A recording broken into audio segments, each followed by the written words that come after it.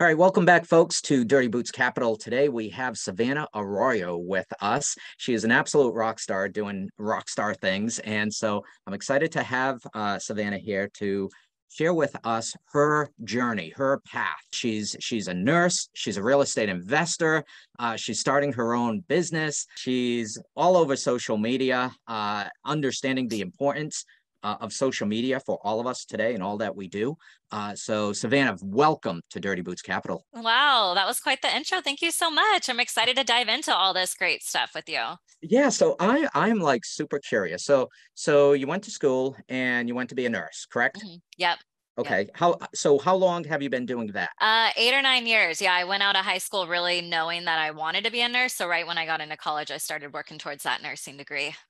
Okay. When did you get started in real estate? So 2020, before that, I was working as a nurse. I've always loved process improvement and took on leadership roles. I went back to school and I got my master's degree in nursing leadership. And so my idea was always to climb the corporate ladder within healthcare. But my husband and I stumbled upon real estate beginning of 2020 after just having our second daughter, and our priorities started to shift a lot. We were on call pretty much 24/7 with our jobs and wanting to create a life with a little bit more freedom and a little bit more on our terms is what we were looking for. And so stumbled upon real estate for obvious reasons. It's one of the best ways out there to grow wealth, and went really hard into real estate syndications. Yeah, that's wild. That is so wild. And a lot of people do real estate for different reasons, whether it's to grow wealth or more freedom or tax advantages, or just a little more cash flow each and every month. And so real estate, which is a lot of what we talk about here on Dirty Boots Capital, we talk a lot about real estate and wealth and freedom and just a lot of different things that are happening out there just to try to help people. And so your story really resonated with me, and that's why I wanted to get you on to share with folks, even if they're, even if they went to school and they had a passion to be a nurse, or in my case, I went to school for engineering. I worked in the defense industry for nearly 20 years as an engineer. But then I got into real estate myself, and you being a nurse, you got into real estate, and it's something that just totally blows people's minds sometimes when I tell them my story. Like, yeah, I went to school for engineering. And they're like, oh, so I can do this too? I can do real estate too? I Uh-huh. went to school. I'm a lawyer. I'm a chef. Whatever their profession is, they start to think, they hear my story and now they're hearing your story. And Mhm. hopefully the viewers out there are starting to think, holy cow, I can do this too. This isn't rocket science with this whole real estate thing. Mhm. So share with the viewers a little bit about your first deal in real estate. What did that look like? Was that a flip, or was it a syndication or multi? What did it all look like? Yeah, so really how we got started in our real estate investing career was even from our primary residence that we bought in Los Angeles, California. And we actually recently hacked this over the last couple of months. We're renting it out as a midterm rental. We have travel nurses in there that are paying our mortgage and giving us enough cash flow to live literally rent free somewhere else. So we're actually renters right now, which is wild because we have millions of dollars of real estate. But yeah, that first deal was that primary residence in LA. I moved to LA. Everyone was telling me there's no way you can buy a house in LA. You can't do it. And so I worked two jobs, 20-hour shifts to kind of make that happen, to get that down payment for that job. And it's ended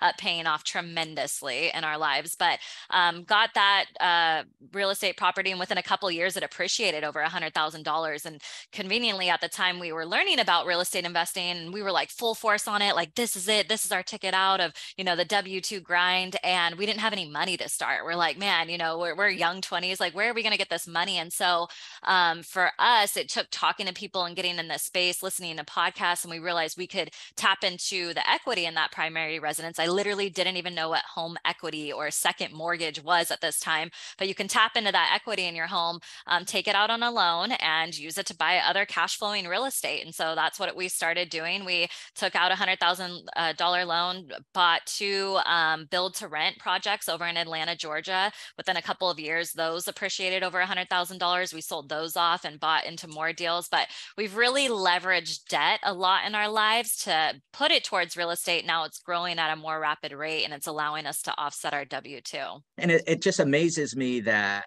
not more folks are doing real estate deals, because what other asset can you go to the bank for and say, I want to borrow money for this investment? You can't do that with stocks. You can't do that if you're investing in crypto. You can't go to the bank and say, oh, I want to buy 100 shares of Microsoft. Can I borrow some money? They're going to Yep. laugh at you, right? Mm-hmm. They're going to turn you away. But if you go and say, hey, I want to buy this real estate, they'll say, sure, we'll give you some money, right? Yeah. Assuming you qualify. And better than that, they'll give you the money. And if that property appreciates, like in your case, it appreciated $100,000, you keep all $100,000 of that appreciation. The bank Yes. doesn't get any of that. They don't Mm-hmm. ask you for any of that, right? Right. Yeah. The government may, right? But not the bank.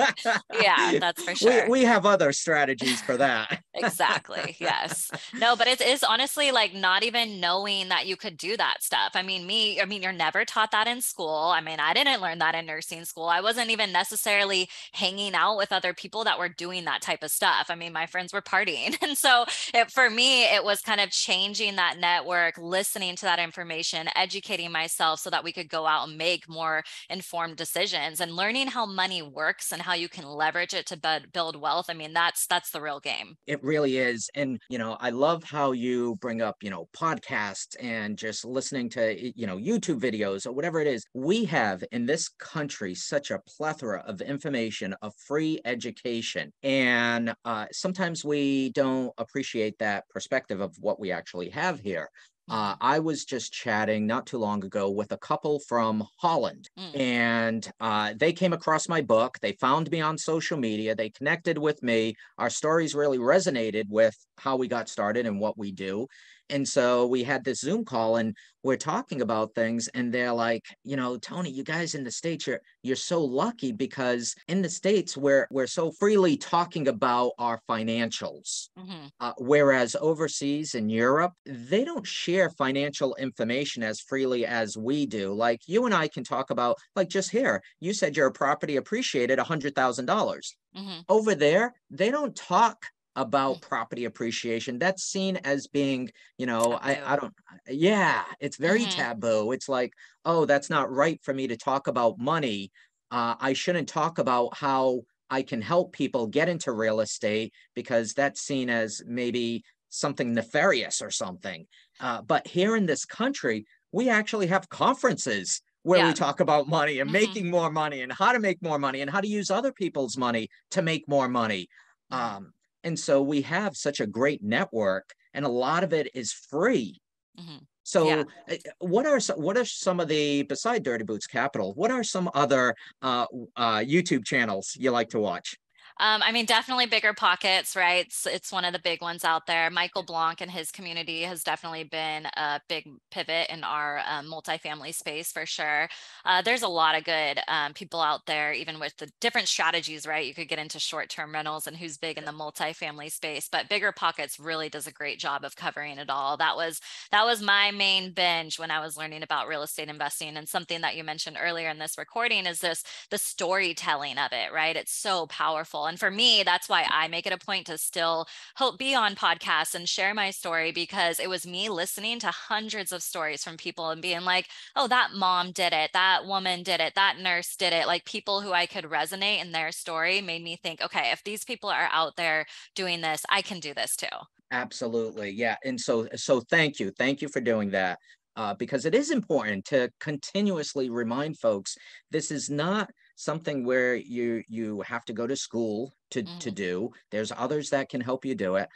I share with folks, I retired with real estate at the age of 44, and I'm not real smart. It took me 5 years, Five this many years. fingers. It Yep. took me 5 years to graduate college. So right. So it took if it took me 5 years to graduate college, you can see any person can do real estate. Mhm. And to your point, you had mentioned, just rattled off real quickly, everything from Airbnb, short-term rentals, long-term rentals, Mhm. apartments, syndications, single family homes. There's so many different types of assets within real estate that people can do, even house hacking, right? Yep. Hmm. I mean, that's an option. And Bigger Pockets is a great resource for folks to go on and ask questions. Just post a question. Hey, how do I house hack? let me Yeah. tell you, you'll probably get like 1,000 responses. Yeah. And it's good to read them all. Right, Get right. different opinions. Everyone's out there doing something different, which was a huge learning curve for me coming into the space with zero real estate background and not really knowing anyone doing it. You kind of think it's a one size fits all, and it is not. I mean, you can make money in so many different ways in real estate that it's just the opportunities are really endless and different personalities fit and different skill sets. Like there's so much that anyone can bring to the table in terms of just kind of building a real estate portfolio. So I want to get I'll share a little story, a little bit of a story, but I want to get your take on it because I want to share with the viewers that it is possible. And I don't want them to be shy or scared of taking the leap, so to speak. Hmm. So when I chat about real estate, it is by far the only community that I know of where other investors will share openly their strategy, what Hmm. works, what doesn't, where they failed, how to make money at it, why they went this way versus with a different investment. Hmm. They will openly share that. And I find that with every conference that I go to and with every investor I it's almost like they're happy to tell their story of how they were successful in real estate. Hmm. And you don't get this. I compare it to like the pharmaceutical industry. If you Uh-huh. go to a pharmaceutical conference, do you think people there are going to be telling other people in that pharmaceutical industry what they're working on, how they're making better profits, what Hmm. new things they're doing to develop a new drug? Or what their case studies are resulting in? They're not going to be sharing that stuff at a pharmaceutical conference. It's all going to be they're going to hold it very close to the vest Hmm. and not share that. Whereas real estate, it's vastly different. Now, so I want to throw it over to you, Savannah, and say, is that has that been your experience?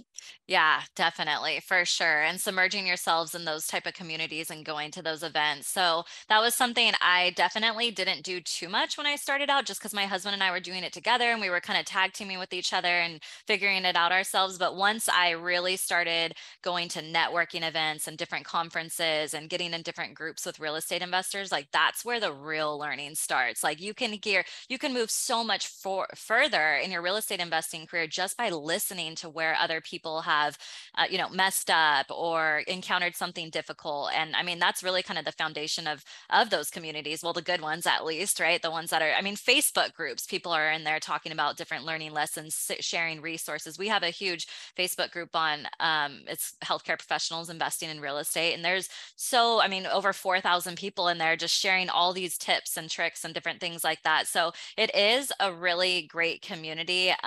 For me, it's just I it's the shiny object syndrome, right? You hear a different story from a different investor and you're like, oh my gosh, there's an even different way to make money. Like you can make money doing that. And it just really opens your eyes to all the different ways you can build wealth. In addition to build wealth, if you're having an issue, say you have a problem tenant, they Hmm. happen occasionally, right? Yep. How do you deal with a problem tenant? Hmm. Whatever the problem is, you can go on to a Bigger Pockets forum, or you can share it within that Facebook community and say, hey, I'm having this problem. How's other people solved it, Yep. right? And so people are just so freely to share their experience. That's all good stuff. But when you first started in real estate, you must have had some fear going into it. What was your fear to making the leap, and how did you overcome that fear? Yeah, I'm like, man, so many different fears. The first one that kind of comes off top of my head is not knowing anyone in the space doing it, like not knowing friends or family. And then especially going out and making big decisions like purchasing real estate. It's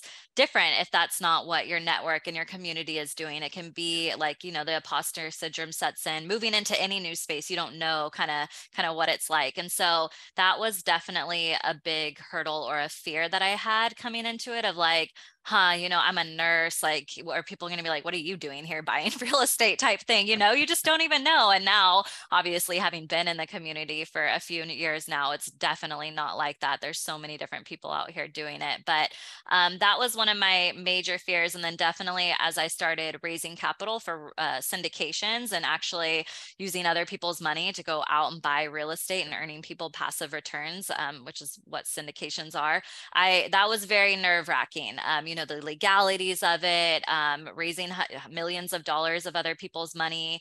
But in a way, it really pushed my husband and I to grow our businesses and root down and grow stronger processes. I mean, we underwrite very conservatively. There's ways that we operate our business because we're held to a higher standard of having investors' money. We have my grandma's in our deal, my father-in-law. I have nurses that I work with who invest with me. And although that was very nerve-wracking, taking on that responsibility initially, it's ended up paying off 100-fold, because now we have family members that are growing their wealth. We have people I work with in the hospital and friends of ours that are investing with us and building their wealth. And so it's really cool to see kind of that overflow effect. Yeah, for sure. Absolutely. If you could recommend one thing to somebody who was looking to get into real estate, not necessarily maybe start their own syndication, because that's a big leap, right Yes. there. That's, you kind of have to build up to that. I do syndications, you do syndications.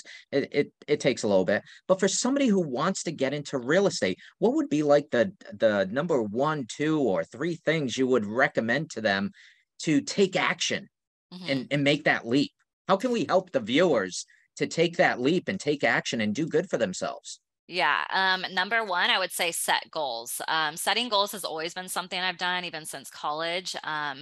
In personal areas of my life, but especially when it came to real estate investing and my husband kind of going all in on this. It was sitting down together and creating some goals of how we envisioned our lives in 5 years. And that for us was super motivating. And even now, like, getting ready to go do another deal, it's always like a little trip. Like we're talking, hey, we'll go to New York for 4 days together after we close on our next big project, just because it's something to motivate you and look forward to. And so having those goals motivate us to take those steps for sure. That definitely number one. Two, I would say join the community. I mean, we've talked about it a bunch on this call, but just submerging yourselves in the network of other people that are out there doing what you want to be doing. And even if you want to niche it further, like real estate as a whole is big, but if you know people doing tax deeds or flips or short-term rentals and segmenting it, and once you dive into those communities, that's when you really kind of learn the tips and tricks of that. And then I would say three, just continue to educate yourself and come at it with a learning attitude. I mean, we've been doing syndications for a few years, and I can't tell you, like every deal we do, there's stuff that goes wrong every single time. Mm. You're going to get dealt a lot of different hands in this industry, and being flexible with that, especially as you're learning as a new real estate investor, is very helpful, knowing that kind of ahead of time. And I think when you can vision it that way, it eliminates some of that fear and hesitation. Yeah, I love all of that. And I definitely resonate with not getting it all right all the time. Hmm. And every real estate investor has their stories of things they did wrong. Lots. And again, so for the viewers, I want them to feel comfortable in a space to say, yeah, this is going to be new. You're going to be learning, as you just explained. We're constantly learning. Even after being in the business for 20 years, I'm constantly learning. And I have my scars. I've made my mistakes. But the nice thing with real estate, despite those mistakes, and some of them have been big mistakes, despite those mistakes, I was still able to retire at 44 Hmm. because of real estate investing. I truly do want to encourage the viewers to, if you ever had an inkling of a passion to invest in real estate, Savannah she is spot on. It's setting goals. And I love that you added to that, put a reward Hmm. alongside that goal. So when you achieve it, you celebrate it. Hmm. And I think that's beautiful. That's a beautiful thing to do. So definitely setting goals, reward yourself, join the community. Super easy in this country. When I speak with, we're going to be going on a trip to Europe here for some boots on the ground, some research, with all else that I do in the space. And so I want to get some perspective from Europe. And so I know already in that European community, they do not have all the tools and resources and free stuff we have here in this country. We have to encourage people, go use it, go seek it out as you're driving to work. I Hmm. know you do, I do. Listen to a podcast. Or when you're working out, listen to a podcast. It's so easy. So things like that. And then the education, just constantly educating yourself. I mean, again, been there 20 years. I'm not real smart. Took me this many fingers to get through college, 5 years. But despite all of that, I was able to be successful. Savannah, you went to school for nursing and you were able to, make a transition to supplement your income with real estate investing. I mean, it is not something extremely difficult. Everybody can do this. So I want the viewers to feel very comfortable about all of this stuff. I want to ask, is there any one or two books that you read on real estate that were like super powerful for you? Other than like, don't give me like the Rich Dad Poor Dad book. I wasn't. Because a lot of people, do read that one, which is great. So what have you found like a really good read? Yeah, definitely. So many good ones, and even adding an addition to real estate, like the self ones, because we're always learning and growing, right? But for real estate specifically, definitely Michael Blank's book, Financial Freedom Through Real Estate Investing. It was reading that book and seeing kind of the numbers and how you could be financially free if you start doing syndications. And I think he says 3 or 5 years. I mean, we did it in that time, so we've seen it pay off in our own lives and other people's lives. But that book was really kind of our switch into real estate syndication was that it's a great read. And then I would say second, I am blanking on the name of it, but Matt Faircloth's book, it's about raising private capital or something. I think it's called Raising Private Capital. And in it, he shares this really powerful story, vulnerable story about losing some of his investors, that hundreds of thousands of dollars, and how he kind of made it right. And I just have so much respect for him and his wife in the real estate space, Liz Faircloth. She's the real estate investors powerhouse. But that book was really cool to see from a capital raising perspective of like, if a deal does go bad, there's flexibility in that you can make it right as an operator. Like there's a lot of different ways that you can structure these deals and split them up and do things. Mitigate risk really is a big key of real estate syndications. But yeah, that was pretty powerful. Yeah, those are great examples. I want to share one more because as you're sharing these, I'm thinking myself, how can we help the viewers take the leap, whether they want to become an investor in a syndication or a real estate investor themselves? I think I have it here someplace. I keep it pretty close to me. So this one, Oh, have you seen this one? yes. Who Not Yes. How, by Dan Sullivan, right? And so this book I've read it a couple of times over. I've bought this book and given it to folks because I feel it's such a powerful book. And right, again, books are what, $10, $20? Go buy it. It's not going to go break the bank, right? Mm-hmm. And take a weekend to read it. It's not a super complicated book to read through. And it just reinforces that we don't need to know how to do everything Mm-hmm. within our business. We have people that help us. When people start out, with real estate investing, they're like, oh, how do I do my lease? Right. Mm-hmm. Well, go find a good real estate attorney. I'm Mm-hmm. sure they've done many rental leases. Mm-hmm. So go find a good attorney. Find that who to do that how. Don't try to figure out how to do it yourself. To set up an LLC. I mean, there's attorneys that go to school for 2, 3, 4 years to learn business structures and how to set them up appropriately. Don't think that you're going to be able to do all this stuff, all these hows yourself. Finding the who's in our world are super important. Same as like when we do syndication documents. We don't write up those documents ourselves, right? Mm-hmm. Your time is too valuable finding a good deal for your investors. You don't want to be, nor should you be, writing up those syndication documents. You give them to your attorney Mm-hmm. to write Yeah. those up, right? Mm-hmm. So for the viewers out there, again, don't feel like you have to go it alone and you have to do everything yourself, right? There's others out there to help you do all this stuff. So Savannah, I so appreciate your time coming on. So valuable, great content for the viewers. If the viewers want to reach out and find you, where are the places they can find you and listen to you on social media and all that?